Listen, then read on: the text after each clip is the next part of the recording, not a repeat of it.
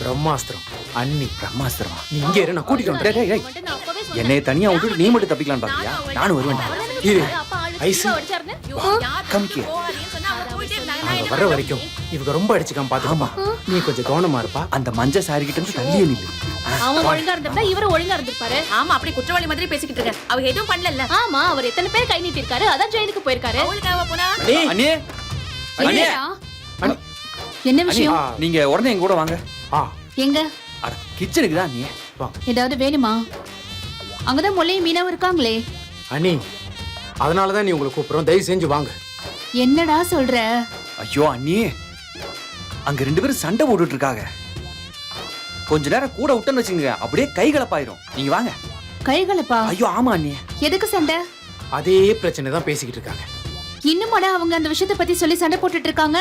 அவருக்கு என்ன இப்படி நம்பாம போயிட்டாங்கன்னு முல்லைக்கு வருத்தம். அதான். ஏலே, மீனாவோட சூழ்நிலை யோசிக்கணும் இல்லடா. அது எனக்கு புரியுதுன்னு இருந்தாலும் முல்லையோட கோபமும் நியாயம் தானே. நான் அதை மறுக்கலடா.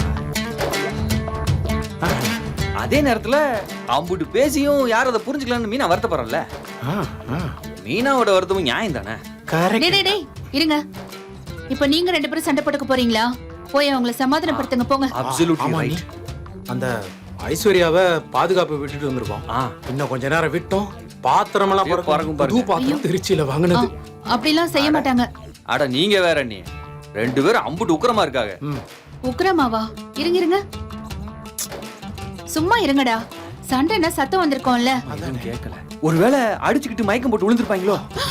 நீங்க வாங்க முதல்ல, வாங்க வாங்க. நீங்க மனசுல இருந்து எதையும் பேசுறது எனக்கு தெரியும். வாங்க வாங்க. அந்த சண்டைய நல்லா பாருங்க நீ இவங்கள. சரி, நடந்து போச்சு. இதோட விட்டுருங்க. சாரி முல்ல. எதுக்கு சாரி எல்லாம் கேக்குறீங்க? விடுங்க. பாவம் மீனா நீங்க. நானும் உங்கள்ட்ட திரும்ப மூஞ்சியை காட்டிருக்க கூடாதுல்ல. சாரி. என்னடா அது?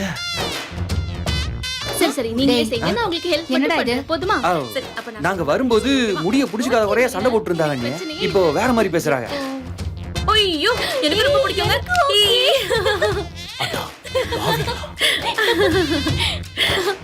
வாங்கக்கா. அக்கா, உங்களை குழந்தைங்களோட தானே நாங்க இருக்க சொன்னோம். இங்க எதுக்கு வந்தீங்க?